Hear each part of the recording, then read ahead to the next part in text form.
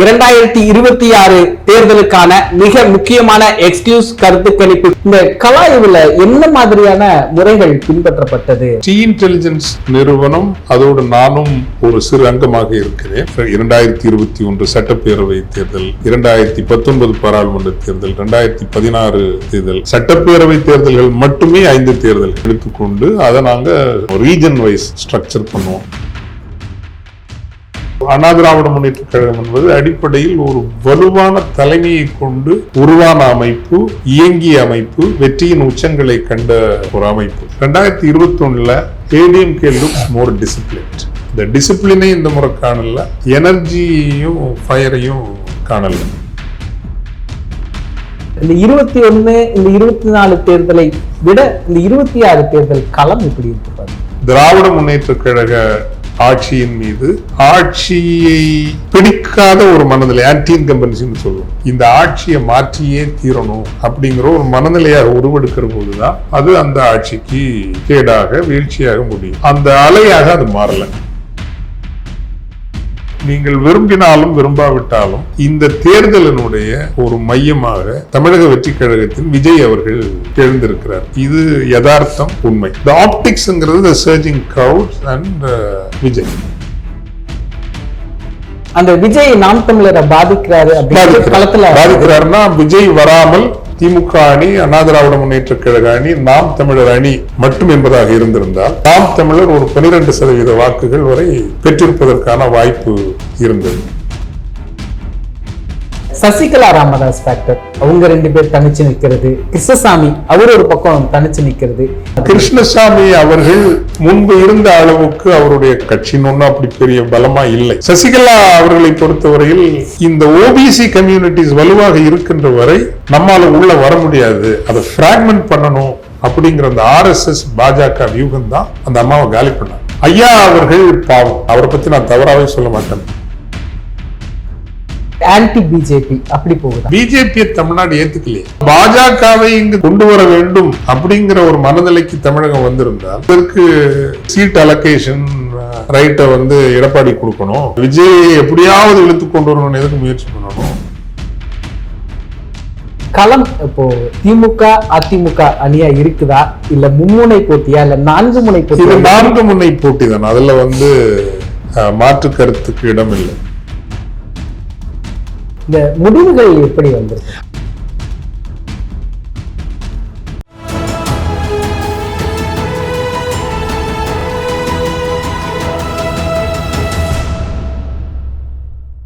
தமிழரம் நேயர்களுக்கு வணக்கம். 2026 தேர்தலுக்கான மிக முக்கியமான எக்ஸ்கியூஸ் கருத்து கணிப்பு குறித்து இன்று நாம் உரையாட இருக்கிறோம். இது குறித்து பேசுவதற்காக திரு ஃபாதர் ஜெகத் கஸ்பர் அவர்கள் இணைந்துள்ளார். வணக்கம் ஃபாதர். வணக்கம். எப்படி இருக்கிறீங்க ஃபாதர்? ஒவ்வொரு தேர்தலையுமே நீங்க தேர்தலுக்கு முந்தைய கருத்து கணிப்பு வெளியிடுவீங்க. தமிழரம் நேயர்களுடைய நெடுநாள் கேள்விக்கான பதில் இந்த பேட்டி. முதல் கேள்வியை தொடங்கலாம் ஃபாதர். இந்த கருத்து கணிப்பு நீங்க முன்பு போலவே டி இன்டெலிஜென்ஸ் நிறுவனத்துடன் சேர்ந்து எடுத்திருக்கிறீங்களா, இல்ல தனியா எடுத்திருக்கிறீங்களா ஃபாதர்? டி இன்டெலிஜென்ஸ் நிறுவனம் அதோடு நானும் ஒரு சிறு அங்கமாக இருக்கிறேன். எனவே அது நானும் இணைந்த ஒரு நிறுவனம் என்று கூட நீங்கள் எடுத்துக்கொள்ளலாம். ஆனால் வேறு சில நிறுவனங்களோடும் இணைந்துதான் இந்த கள ஆய்வினை மேற்கொண்டிருக்கிறோம். குறிப்பாக சாக் என்ற ஒரு அமைப்பு, ஸ்ட்ராட்டஜிக் அட்வைசரி கவுன்சில், அதில் நிபுணத்துவம் கொண்ட பல பேராளுமைகள் அதில் இருக்கிறார்கள். எனவே இதை நீங்கள் ஒரு இணைந்த முயற்சி என்று எடுத்துக்கொள்ளலாம். இந்த கலாய்வுல என்ன மாதிரியான முறைகள் பின்பற்றப்பட்டது அப்படின்னு? முதலில் நாங்கள் இந்த ஸ்ட்ரக்சரல் அனாலிசிஸ் அப்படின்னு சொல்லுவோம். Structural analysis of elections. கடந்த உதாரணத்திற்கு பல்வேறு தன்மைகளை அதில் நாங்கள் ஆய்வது உண்டு. கடந்த 5 தேர்தல்கள், இதற்கு முன்பு நடந்த பாராளுமன்ற தேர்தல், 2021 சட்டப்பேரவை தேர்தல், 2019 பாராளுமன்ற தேர்தல், 2016 தேர்தல், சட்டப்பேரவை தேர்தல்கள் மட்டுமே 5 தேர்தல்கள்.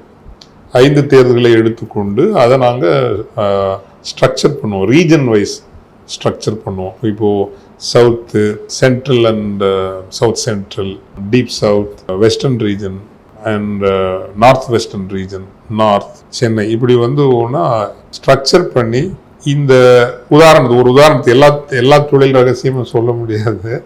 இந்த 5 தேர்தல்களிலுமே 15% வாக்குகளுக்கு அதிகமாக பெற்று 5 தேர்தல்களில், which is a absolute constant ன்னு சொல்லுவோம் நான் ஆங்கிலத்தில், 15% மேல் பெற்று வெற்றி பெற்ற தொகுதிகள் அண்ணா திராவிட முன்னேற்ற கழகத்திற்கு உதாரணமாக 27 தொகுதிகள் இருக்கின்றன. அப்ப என்ன மோசமான தேர்தலிலும் 27 எண்ணிக்கைக்கு அது குறையாது அப்படிங்கிறது. இதுதான் ஸ்ட்ரக்சரல் அனாலிசிஸ் ஆஃப் ஒரு எலக்ட்ரல் லேண்ட்ஸ்கேப்னு சொல்றோம் இல்லைங்களா, அப்படிங்கிற ஒரு முடிவுக்கு வருவோம். அதே போல 10-15% வாக்கு வேறுபாட்டில் கடந்த 5 தேர்தல்களில் எத்தனை தொகுதிகளை வென்றிருக்கிறார்கள், இது ஒரு கம்போனண்டா பிரிப்போம். 5%, 3% வேறுபாட்டில் இதுல பிளிப் ஆனது, இப்ப 10-15 பிளிப் ஆனதுன்னா ஒரு முறை எதிர்கட்சிக்கு சென்றிருக்கும், இன்னொரு முறை ஆளுங்கட்சிக்கு சென்றிருக்கும்.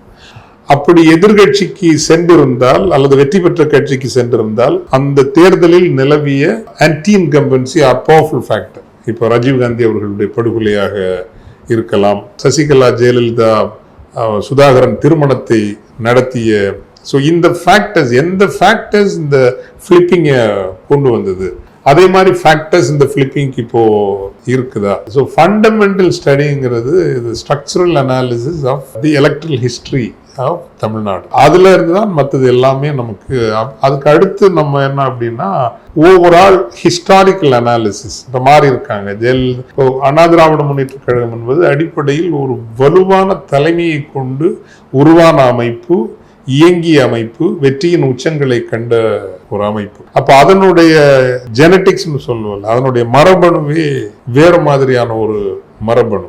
அந்த மரபணு இப்போது பலவீனப்பட்டிருக்கிறதா இல்லையா, இதை அனலைஸ் பண்ணுவோம். And how a party is seen, அது ஒரு வெல்ஃபேர் பார்ட்டியா பார்க்கப்படுதா, அல்ல இப்போ திமுகவை பொறுத்தவரையில் அதனுடைய வெல்ஃபேருங்கிறது என்டைட்டில்மெண்ட்ஸுக்காக நிற்கிற ஒரு பார்ட்டி. ஸோ ரெண்டுக்கும் ஒரு டிஃப்ரென்ஸ் இருக்கு. இப்போ மகளிர் உதவி என்பது வேறு, மகளிர் உரிமை என்பது வேறு. வெல்ஃபேர்ல கூட அந்த என்டைட்டில்மெண்ட்டை கொண்டு வர்றது. DMK is also let's say seen to be ஒரு ஃபெடரல் ரைட்ஸ், மாநில உரிமைகள், கூட்டாட்சி உரிமைகள்.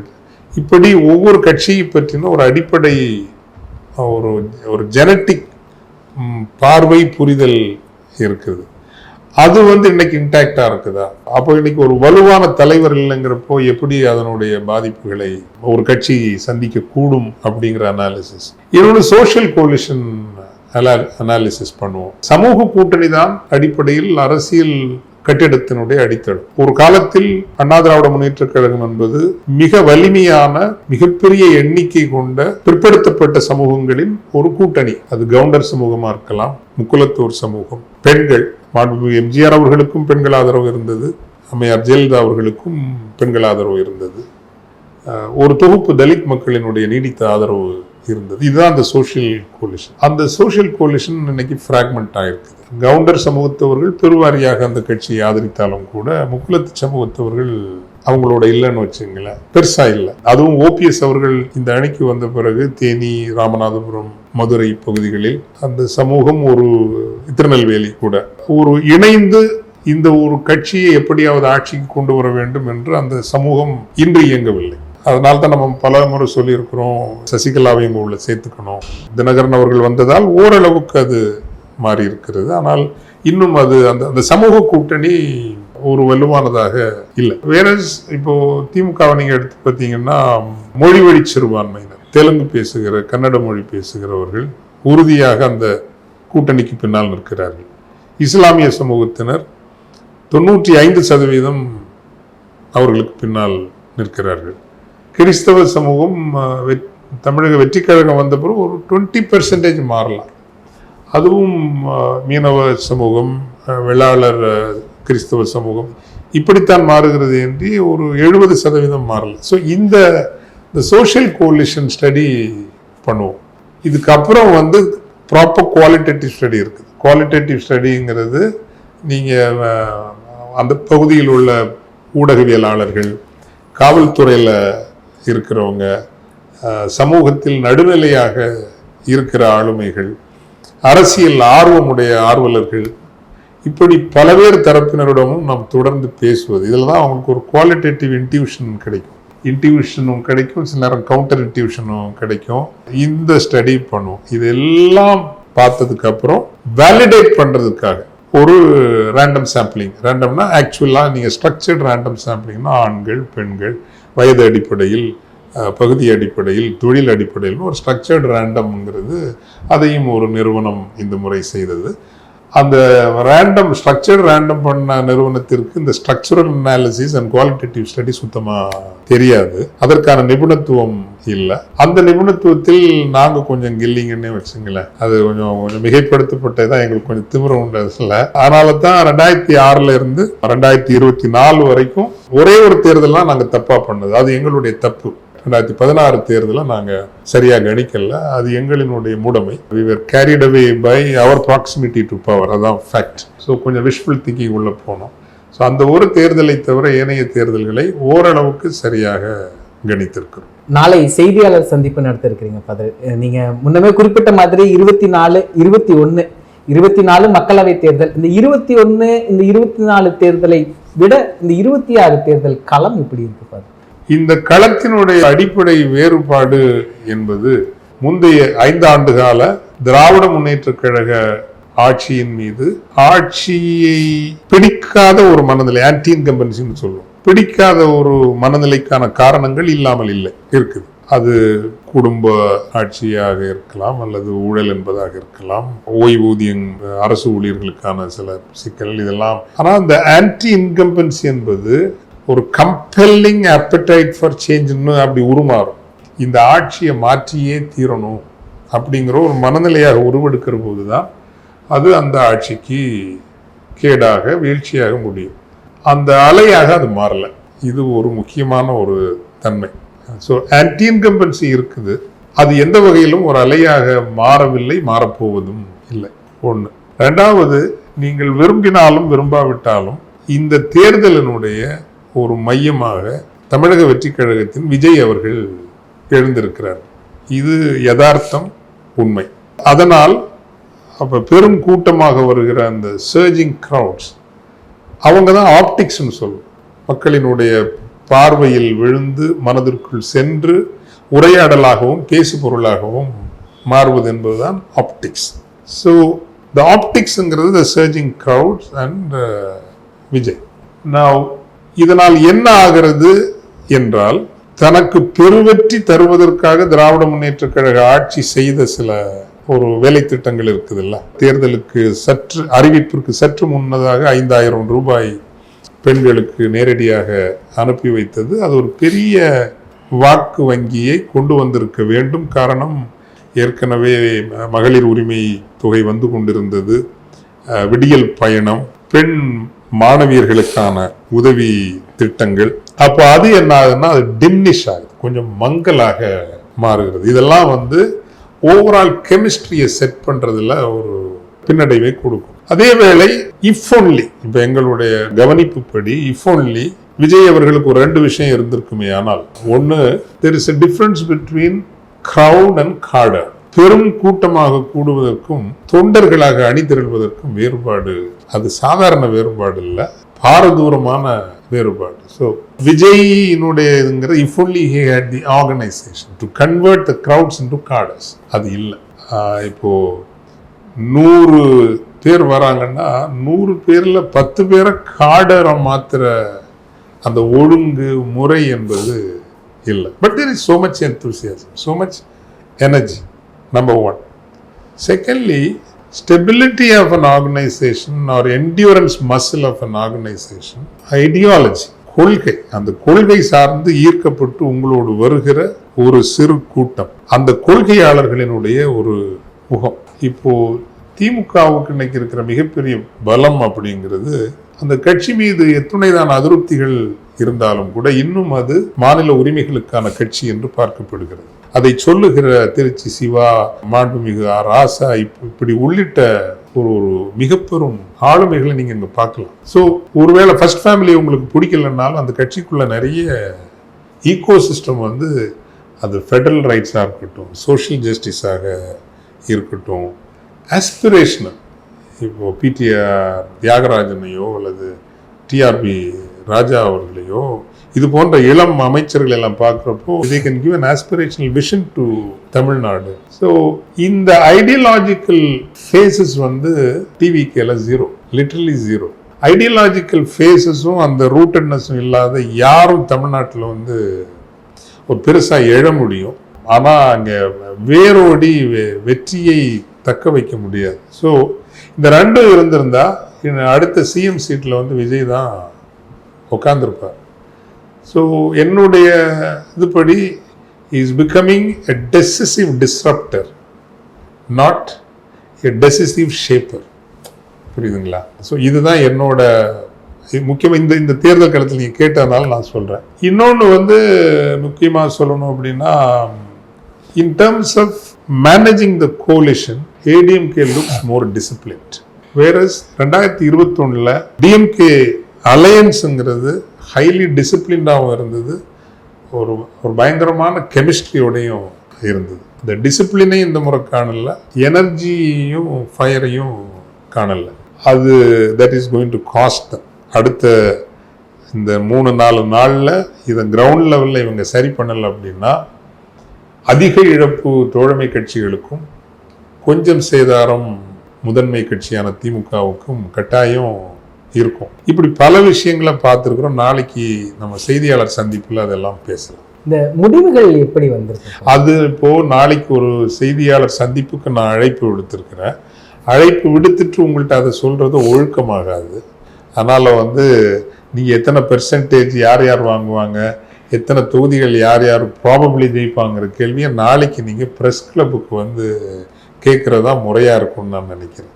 களம் இப்போ திமுக அதிமுக அணியா இருக்குதா, இல்ல மும்முனை போட்டியா, இல்ல 4 முனை போட்டி? இது 4 முனை போட்டி தான். அதுல வந்து மாற்று கருத்துக்கு இடம் இல்லை. நீங்க ஏன்னா தமிழ் தேசிய பற்றாளர்கள் அப்படிங்கிறவனுடைய ஒரு ஓட்டு இருக்குது.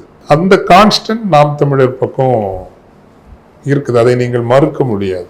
ஆனால் ஒரு மாற்றம் வேண்டும் என்பதற்காக அவர்களுக்கு கடந்த தேர்தல்களில் வாக்களித்தவர்கள் இருக்கிறார்கள். அவர்கள் தீவிர தமிழ் தேசியவாதிகள் என்று சொல்ல முடியாவிட்டாலும் அந்த வாக்குகள் இந்த முறை விஜய் பக்கமாகத்தான் திரும்புகிறது. எனவே ஆனால் அதற்காக நாம் தமிழர் கட்சி வாக்குகள் வாங்காது என்று நீங்கள் நிராகரிக்க முடியாது. காரணம், தமிழ்நாட்டில் இப்போ வந்து ஒரு settled Tamil national vote bank வந்து இருக்குது. தமிழ் நேஷனலிஸ்ட் அவங்க ரெப்ரசன்ட் பண்றவங்களா இல்லையாங்கிறது அது அடுத்த விவாதம், அது வேற விவாதம்.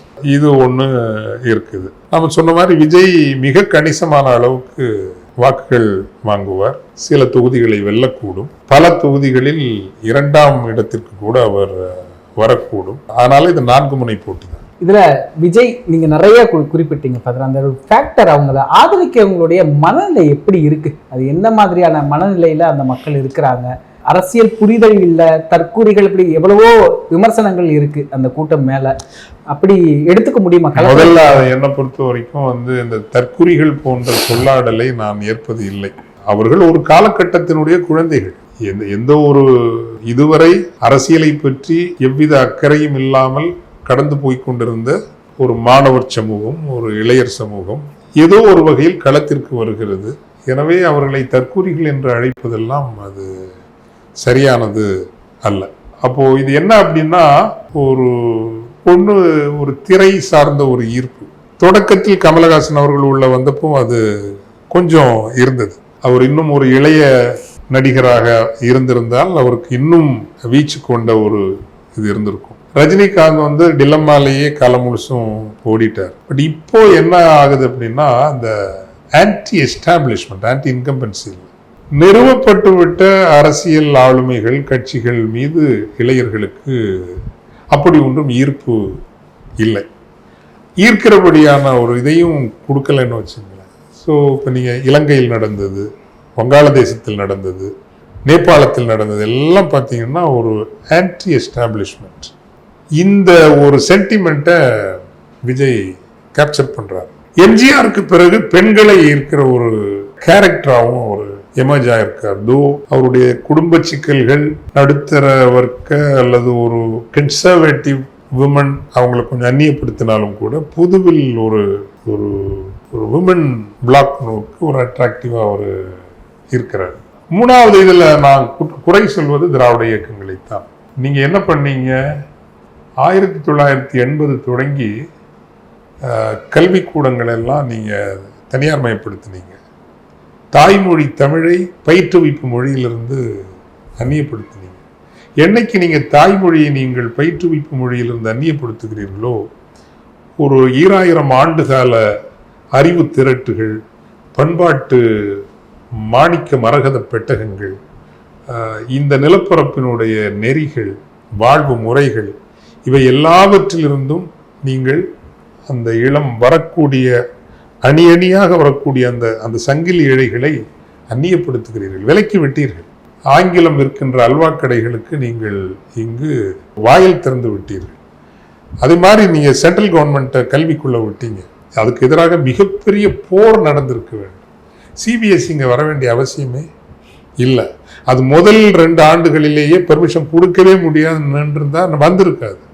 ஆனால் எல்லா மந்திரிகளும் கல்வி அமைச்சர்களும் அப்போ 30 லட்சம் 50 லட்சம் வாங்கிட்டு சிபிஎஸ்சிக்கு வாயில் திறந்து விட்டாங்க. இப்போ இது எல்லாமே என்ன ஆகுது அப்படின்னா, டீப் பொலிட்டிசைஸ்ட் ஒரு 2 ஜெனரேஷன் உருவாகிடுச்சு. எந்த வகையிலும் அரசியல் மயப்படுத்தப்படாது. இப்போ நான் எல்லாம் அரசியல் கற்றுக்கொண்டது எனக்கு தமிழ் கற்றுத்தந்த தமிழாசிரியர், வரலாறு புவியியல் பாடம் நடத்திய ஆசிரியர். அவர்கள் தமிழின் மீது மட்டுமல்ல, தமிழ் சமூகத்தை புரிய வைத்தார்கள், பொது சமூகத்தை புரிய வைத்தார்கள், வரலாற்றை பற்றின அறிதல் புரிதல் பிரஜையை உருவாக்கினார்கள். சக மனிதர்கள் மீதான ஒரு நேசம், இயற்கை மீது, இதெல்லாமே வகுப்பறையில் கிடைத்தது தான். அதனுடைய தொடர்ச்சியாக நாம் பிறகு படித்தோம், தேடினோம், பல கண்டறிந்தோம். ஆக ஒரு டீபொலிட்டிசைஸ்ட் ஒரு 2 ஜெனரேஷன் வர்றதுக்கான முழு பொறுப்பும் தமிழ்நாட்டில் திராவிட இயக்கங்கள் தான். இதுல மாற்று கருத்தே இல்லை. இதுல திமுக மிகப்பெரிய அளவுல ஒரு கூட்டணியை கட்டமைச்சிருக்கிறாங்க. கிட்டத்தட்ட 26 கட்சிகள் பக்கம் சொல்றாங்க. இந்த அணியினுடைய பெரிய சாதகம் என்ன, பாதகம் என்ன? திமுக கூட்டணியினுடைய சாதகம் என்பதே அதனுடைய சமூக கூட்டணி தான், அரசியல் கூட்டணி அல்ல, சமூக கூட்டணி. அது இன்றும் தன் கட்சி தொண்டர்களை ஓரளவுக்கு தன்வயமாக வைத்திருக்கிறது. அது திமுக, பாஜக எல்லாரும் அப்படிதான். அதன் பிறகு தமிழை, தமிழ் நாட்டை, அதன் உரிமைகளை நேசிக்கிற இந்த மிட் வாக்காளர்கள், நடுநிலை வாக்காளர்கள், அதனுடைய ஆதரவை அது தக்க வைத்துக் கொண்டிருக்கிறது. நிலப்பரப்பு சார்ந்த வாக்குகளை, இப்போ டெல்டா ரீஜன்னா திமுக, நார்த் முக்கியமான சில பகுதிகள்னா திமுக, அந்த வாக்குகளை அது தக்க வைத்துக் கொண்டிருக்கிறது. மதவழி சிறுபான்மையினர், மொழிவழி சிறுபான்மையினர், வட தமிழகத்து தலித் மக்கள், இவர்களினுடைய அந்த ஆதரவை அது வைத்திருக்கிறது. இதெல்லாம் அதற்கு மிகப்பெரிய பலமாக நான் நினைக்கிறேன். நாம் தமிழர் பத்தி குறிப்பிட்டீங்க, தெளிவா இப்போ எப்படின்னா, நாம் தமிழருக்கு ஒரு பெரிய ஃபேக்டர் இருக்கு அப்படிங்கிறது நிறைய பேருடைய விவாதம். ஏன்னா 21 தேர்தலில் 8% வாக்குகள் எடுத்து ஒரு அங்கீகரிக்கப்பட்ட கட்சியா மாறி இருக்கு. இந்த முறை விஜய் நாம் தமிழரை பெருசா பாதிப்பாரு அப்படிங்கிறது ஒரு பேசுபொருளாவே இருக்கு. களத்துல அந்த நாம் தமிழர் ஃபேக்டர் எப்படி? அதான் சொன்னேன் இல்லைங்களா, கோர் தமிழ் நேஷனல் ஓட்டுங்கிறது மாறாது. அது ஒரு 5% இருக்கலாம். நிற்கின்ற வேட்பாளர்களை பொறுத்து சில இடங்களில் அதிகமாக வரலாம், குறைவாக வரலாம். பட் சராசரியாக ஒரு 4%-லிருந்து ஒரு 6% வாக்குகள் கட்டாயம் வாங்குவார். அந்த விஜய் நாம் தமிழரை பாதிக்கிறாருன்னா, விஜய் வராமல் இந்த முறை திமுக அணி, அண்ணா திராவிட முன்னேற்ற கழக அணி, நாம் தமிழர் அணி மட்டும் என்பதாக இருந்திருந்தால் நாம் தமிழர் ஒரு 12% வாக்குகள் வரை பெற்றிருப்பதற்கான வாய்ப்பு இருந்தது. அந்த வாய்ப்பு இப்போது இல்லாமல் போகிறது. சசிகலா ராமதாஸ் ஃபேக்டர், அவங்க 2 பேர் தனிச்சு நிற்கிறது, கிருஷ்ணசாமி அவர் ஒரு பக்கம் தனிச்சு நிற்கிறது, இதெல்லாம் களத்துல இவங்களோட ஃபேக்டர்ஸ் என்ன மாதிரி? கிருஷ்ணசாமி அவர்கள் முன்பு இருந்த அளவுக்கு அவருடைய கட்சின்னு ஒன்றும் அப்படி பெரிய பலமா இல்லை, டெஃபினட்டா இல்லைங்க. அந்த ஒரு காலத்தில் இருந்த தேவேந்திர குல வேளாளர் மக்களினுடைய, சமூக மக்களினுடைய பல்லர் தேவேந்திர குல வேளாளர் அந்த வலிமை இல்லை, சுத்தமா இல்லை. ஆனாலும் அவரை கூட்டணியில் அண்ணா திராவிட முன்னேற்ற கழகம் இணைத்துக் கொள்ளவில்லை என்பதால் அதை ஒரு சமூகத்திற்கு நடத்தப்பட்ட புறக்கணிப்பாக தேவேந்திர குல வேளாளர் மக்கள் கருதுகிறார்கள். இதை நான் தென்காசி, திருநெல்வேலி மாவட்டங்களில் தெளிவாக என்னால் கண்டறிய முடிந்தது. ஸோ அவருக்கு கட்சி பலம் இல்லை, அந்த சமூகத்தின் மீது செல்வாக்கும் இல்லை. இன்னைக்கு இருக்கும் பாக்கெட்ஸ், ஸ்மால் பாக்கெட். ஆனால் அவரை கூட்டணியில் சேர்த்து கொள்ளாததை தங்கள் பொதுவாகவே 2 அணிகளும், ஏன் தாவேகா உட்பட, தேவேந்திர குல வேளாளர் சமூகம் என்பது தமிழ் வரலாற்றில், தமிழ் குமுகாயத்தில் மிக முக்கியமான ஒரு சமூகம். அந்த சமூகத்திலிருந்து நல்ல தலைவர்களை வளர்த்தெடுக்கின்ற முயற்சியை இங்கு இருக்கக்கூடிய பெரிய கட்சிகள் எதுவுமே மேற்கொள்ளவில்லை.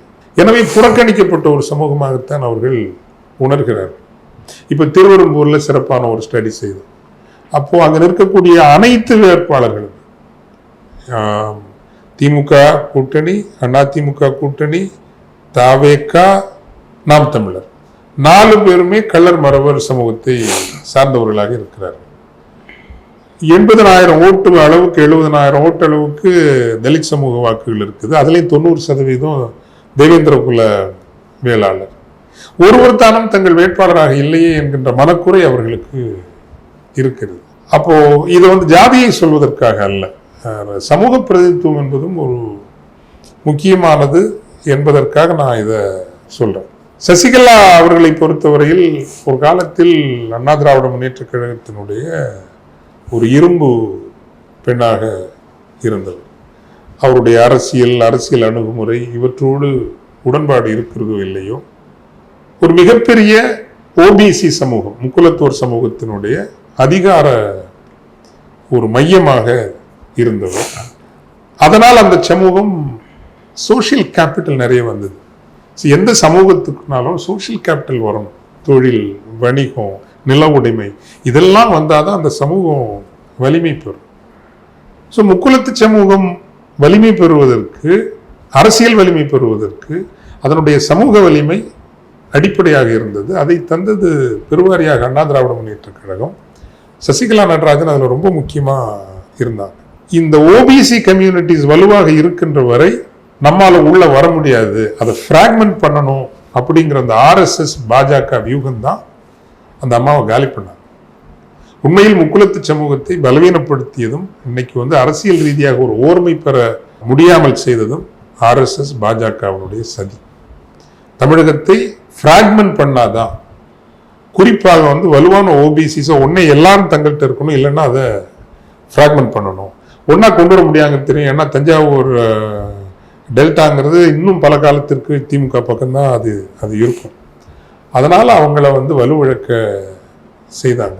எடப்பாடி அவர்கள் ஒரு 1.5-2 ஆண்டுகளுக்கு முன்பேயே தினகரனை மட்டுமல்ல, ஓபிஎஸ் அவர்களையும் சசிகலா அவர்களையும் அதிமுகவில் இணைத்து, அது ஏன் அந்த மனுஷனுக்கு புத்தி வரலன்னு எனக்கு தெரியல. இன்னும் எத்தனை தேர்தல் நீங்க நிற்க முடியும்? மேக்சிமம் இன்னும் ஒரு எலெக்ஷன், அவ்வளோதான் நிற்க முடியும். அப்போவே உங்களுக்கு வயசாகிடும். இன்னைக்கு பேசுகிற பேச்சு கூட பேச முடியாது. நீங்கள் கரிஷ்மா எல்லாம் எம்ஜிஆர் மாதிரி, ஜெயலலிதா மாதிரிலாம் கிடையாது. உங்களுக்கு தெரியணும். சசிகலா அவர்களை இணைத்து கொண்டிருப்பாரே, ஆனால் ஓபிஎஸ் அவர்களை இந்த கவர்மெண்ட் அவங்க கவர்மெண்ட் சந்தேகமே கிடையாது. அடுத்து வரப்போகிற கவர்மெண்ட் ஏடிஎம்கே கவர்மெண்ட்டாக தான் இருந்திருக்கும். அதில் அவர் கோட்டை விட்டார், அது வேற. இந்த தேர்தலில் தனக்கான ரெலவன்ஸை அவர் வச்சிருக்காரு.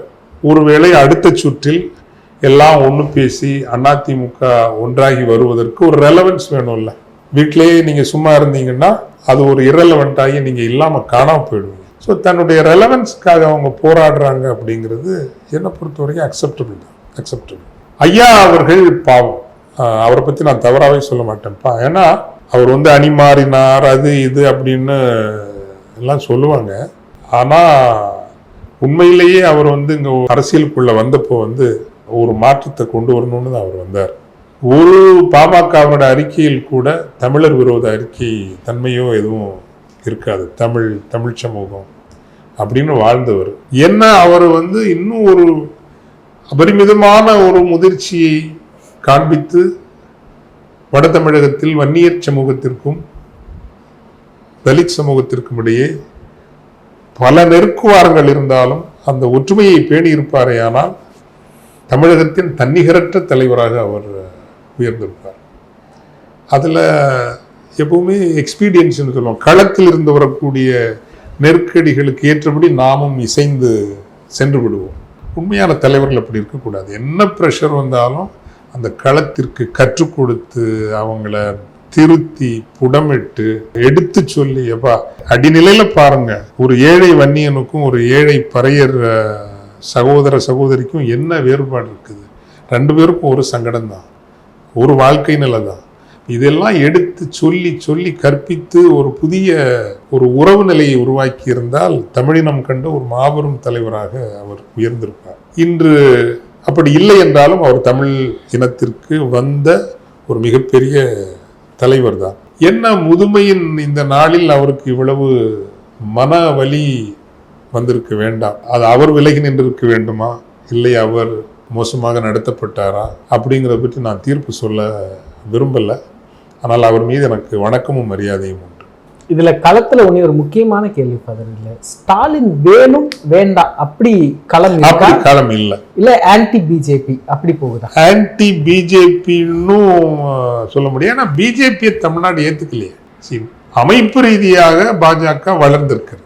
அமைப்பு ரீதியாக ஒரு வலதுசாரி சார்புடையவர்கள் அதிகமாகி இருக்கார். ஆனால் பாஜகவை இங்கு கொண்டு வர வேண்டும் அப்படிங்கிற ஒரு மனநிலைக்கு தமிழகம் வந்திருந்தால் அவர்கள் எதற்கு இது சீட் அலோகேஷன் ரைட்டை எடப்பாடி கொடுக்கணும் இல்லையா? அவங்க எதுக்கு விஜயை எப்படியாவது இழுத்து கொண்டு வரணும்னு எதுக்கு முயற்சி பண்ணணும்? இப்போ கூட தனித்து நின்று தங்கள் வலிமை என்னங்கிறத இந்த உலகத்துக்கு காட்டுறதுக்கான துணிச்சல் அவங்களுக்கு இல்லைல்ல. திராவிட இயக்க ஒரு தூணான அதிமுகவை அழித்தும் அல்லது அதன் மீது ஏறி நின்றும் அல்லது பலவீனப்படுத்தி அதன் மீது ஏறி நின்றும் என்றேனும் ஒரு நாள் அதை கொன்றழித்து விட்டு அந்த இடத்தில் நான் நிற்க வேண்டும் என்று தானே நீங்கள் சதி செய்து நீங்கள் இயங்கிக் கொண்டு வருகிறீர்கள். அதனால பாஜகவை தமிழ்நாட்டை ஒரு ஆள வேண்டிய மாநிலம் என்று தமிழ் நிலம் தமிழ் சமூகம் ஏற்றுக்கொள்ளவில்லை. ஆனால் அவர்கள் வளர்ந்திருக்கிறார்கள். இதில் எந்த மாற்று கருத்துக்கும் இடமில்லை. 26 தேர்தலுடைய முக்கியமான கீ ஃபேக்டர்ஸ் ஒரு 5 கீ ஃபேக்டர்ஸ் சொல்லுங்க. முதல் கீ ஃபேக்டர் அப்படிங்கிறது இன்னைக்கு விஜயனுடைய டிஸ்ரப்ஷன். இதுதான் ஒரு கீ ஃபேக்டர். அது எந்த முனையில் எந்த அளவுக்கு வெலாசிட்டியை பெறுங்கிறது பொறுத்து மாற்றங்கள் நிகழும். அதை பற்றி நாளைய ஊடக சந்திப்பில் நாம் பேசலாம். அதாவது 80% கீழ் வாக்குப்பதிவு நடந்தால் அது ஒரு வெலாசிட்டியாக இருக்கும். இன்னைக்கு எஸ்ஐஆருக்கு ஸ்பெஷல் இன்டென்சிவ் ரிவிஷன் இதுக்கு பிறகு 80ங்கிறது பழைய 70ன்னு நீங்க கணக்கில் வச்சுக்கணும். இன் ஆப்சல்யூட் நம்பர்ஸ். ஸோ 80 வந்துருச்சு, உடனே தலைகளை மாற போறது இல்லை. ஒரு தொகுதிக்கு 1,56,000 ஓட்டு தான் இருந்தது அப்படின்னா அதுல 70% கடந்த தேர்தலில் எவ்வளவு பதிவானதோ அதே ஆப்சல்யூட் நம்பர் தான் இந்த முறையும் பெரும்பாலும் பதிவாகும். which means 80% வாக்குப்பதிவு இந்த முறை நடந்தால் அது 70% தான். பெரிய மாற்றம் ஒன்றும் வராது. ஒரு 38 தொகுதிகள் கடும் போட்டியாக மாறும். 80% ஓட்டு நடந்தது. கடும் போட்டினா தாவேக்காவுக்கு மற்றவங்களுக்கு இல்லை, திமுகவுக்கு அதிமுக. அதே நேரம் 90% ஓட்டு வாக்கு போலிங் நடந்துன்னு வச்சுங்களேன். அப்போ 118 தொகுதி க்ளோஸ் கண்டெஸ்டாக மாறும். அதில் பல விதமான மூமெண்ட்டு நீங்கள் ப்ரெடிக்ட் பண்ண முடியாது. ஒன்றே டிஎம்கேக்கு பயங்கரமான ஸ்வீப்பாக மாறலாம், அல்லது அது வேறு மாதிரியான பகிர்தலாக போகலாம். அது ஒன்று ப்ரெடிக்ட் பண்ண முடியாத ஒரு scenario. So it depends. So இப்படி பல வேரியபிள் இருக்குது. இன்னொன்று கான்ஸ்டன்ட் இந்த இதில் முதல்வர் மீதான மரியாதை. இண்டிவிஜுவல் ஸ்டாலின் என்கின்ற பக்குவப்பட்ட முதிர்ச்சியான அதிரடித்தன்மை இல்லாத ஒரு தலைவர். மூன்றாவது ஒரு கான்ஸ்டன்ட் அப்படின்னா அதிமுக கான்ஸ்டன்ட்ல ஒரு உண்மை, அதிமுக கூட்டணி ஓரளவு டிசிப்ளின்டாக இருக்குது, திமுக கூட்டணி டிசிப்ளின்டாக இல்லை. நாலாவது கான்ஸ்டன்ட்ங்கிறது பணம் இல்லாமல் பெரிய கட்சிகளினுடைய தொண்டர்கள் கூட சாதாரண வேலைக்கு கூட வரமாட்டேங்கிறாங்க. இந்த 2 பெரிய கட்சிகளுமே பணத்தை கொண்டு கெடுத்திருக்கின்றன. கட்சியும் கெடுத்திருக்கின்றன, சமூகத்தையும் கெடுத்திருக்கின்றன. 5ஆவதா சொல்லணும் அப்படின்னா ஒரு ஃப்ராக்மெண்டேஷனுக்கான எல்லா அறிகுறிகளும் தெரியுது. அது தமிழ்நாட்டுக்கு நல்லதில்லை. அதை முற்போக்காளர்களும் தமிழை தமிழ்நிலத்தை நேசிக்கிறவர்களும் கவனத்தில் எடுத்துக்கொண்டு அடுத்த கட்ட அரசியலை இந்த நெறி செய்வதற்கு தண்ணி அங்கிட்டும் இங்கிட்டும் பாஞ்சு ஓடிடாமல் ஒரு சரியான தமிழ் தடத்தில் செல்வதற்கான வேலை திட்டங்களை செய்யும். இறுதி கேள்வி ஃபாதர், இந்த தேர்தல் இதுவரை இல்லாத ஒரு முக்கியமான தேர்தல் அப்படிங்கிற மாதிரியான ஒரு பார்வை எல்லா கட்சிகளுமே முன்வைக்கிறாங்க. இதுல அதிமுக திமுக 2 திராவிட கட்சிகள். திமுக எந்த இடத்துல எதை மிஸ் பண்றாங்கன்னு நினைக்கிறீங்க? அதிமுக எதை மிஸ் பண்றாங்கன்னு நினைக்கிறீங்க? வேற ஒன்றும் மிஸ் பண்ணல. திமுக பொறுத்த வரைக்கும் எதுவும் பெருசா மிஸ் பண்ணல. கூட்டணி கட்சிகள் அது அவங்க தப்பு இல்லை. காங்கிரஸ் செய்திருப்பது அது ஏற்றுக்கொள்ளதே தக்கதே அல்ல. அது இப்போது காங்கிரஸ்காரங்க புரிஞ்சுக்கிட்டு இந்த ஒரு நாள் வர ராகுல் காந்தி அவர்கள் 2-3 நாள் இங்கே சுற்றுறது, ஸ்டாலின் அவர்களோடு இணைந்து மேடைகளில் நிற்பதுங்கிறது நீங்கள் செய்யக்கூடிய குறைந்தபட்ச நன்றி கடன். நீங்கள் நினைக்கலாம் பார்லிமெண்ட்டில் வந்து விஜயோட போகலாம் அப்படிலாம் இப்பவுமே நீங்கள் யோசனை எல்லாம் வச்சுருக்கலாம். உங்கள் கஷ்ட காலத்தில் உங்களோட நின்ன கட்சி. நீங்கள் இவங்க கூட இல்லைன்னா தேசிய அளவில் உங்களுக்கு ஒரு மரியாதையே இன்னைக்கு இருக்காது. தமிழ்நாட்டில் தனியாக நின்று நீங்கள் ஜெயிக்கிற மாதிரி 5 தொகுதி கூட நீங்கள் இன்றைக்கி வச்சுக்கல. கன்னியாகுமரியில் ஆகும்னு பேசலாம், ஆனால் கன்னியாகுமரியில் இந்த கூட்டணியும் இல்லைன்னா ஒரு தொகுதியில் கூட நீங்கள் வரமாட்டீங்க. இதுதான் யதார்த்த நிலைமை. அதனால் வந்து அது ஸ்டாலின் அவர்களுடைய தவறோ திமுகவினுடைய தவறோ அல்ல. ஏன்னா நீங்கள் வந்து தேமுதிகவுக்கு 10 தொகுதி கொடுத்துருக்க வேண்டிய அவசியம் இல்லை. அதில் ஒரு 6ஆவது மினிமம் தோக்குறாங்க. அது தோற்று போன நான் விரும்புறது இல்லை. அப்படிதான் இன்னைக்கு நாளைக்கு மாறினா தான் உடைய தவிர அதுதான் ஒரு யதார்த்தம். நீங்கள் இடதுசாரிகள், சிறுத்தைகள் இவங்களெல்லாம் இன்னும் உயரத்தில் நீங்கள் தூக்கி வச்சிருக்கணும், கட்டாயம் வச்சிருக்கணும். இதெல்லாம் திமுக பண்ண தவறுன்னு நினைக்கிறேன். திமுக மாதிரி இந்த கேண்டிடேட் செலெக்ஷனில் பங்கிலிங், பயங்கரமான பங்கிலின்னு வச்சுக்கணும். ஒரு 30 வேட்பாளர்களாவது சரியில்லை. அது அந்த பவர் சென்டர்ஸு சரியில்லைன்னு வச்சுங்களேன். நான் அதுக்குள்ள போக விரும்பலை. ஸோ இதெல்லாம் தான் திமுக. அதிமுக வேற ஒன்றுமே செய்திருக்க வேண்டாம். தினகரனை சேர்த்துக்கிட்ட மாதிரி ஓபிஎஸ் அவர்களையும் சசிகலா அவர்களையும் ஒன்று சேர்த்து எப்பாடுபட்டாலும் இந்த பிஜேபியை கழட்டி விட்டுட்டு அவங்க வந்து சிறுபான்மை மக்களோட எல்லாம் ஒரு உரையாடல ஆரம்பிச்சிருப்பாங்கன்னா டான்னு அந்த ஆட்சியில் உட்காந்துருப்பாங்க. அந்த துணிச்சலும் அந்த பார்வையும் அந்த கட்சியினுடைய பெரியவங்களுக்கு இல்லாமல் போயிடுச்சு. இதுதான் நான் 2026 தேர்தல் கள நிலவரங்களை தமிழர் நேயர்களோடு இணைந்து பகிர்ந்து கொண்டதுக்கு நன்றிங்க சார். நன்றி. இதே போன்று நிகழ்கால அரசியலின் சாரம்சங்களை அரசியல் ஆளுமைகளின் நேர்காணல் வழியே தொடர்ந்து காண தமிழ் நிறம் வலையொலியை சப்ஸ்கிரைப் செய்யுங்கள். தங்களின் மேலான கருத்துக்களை கருத்துளை பெட்டியில் பதிவிடுங்கள். நன்றி, வணக்கம்.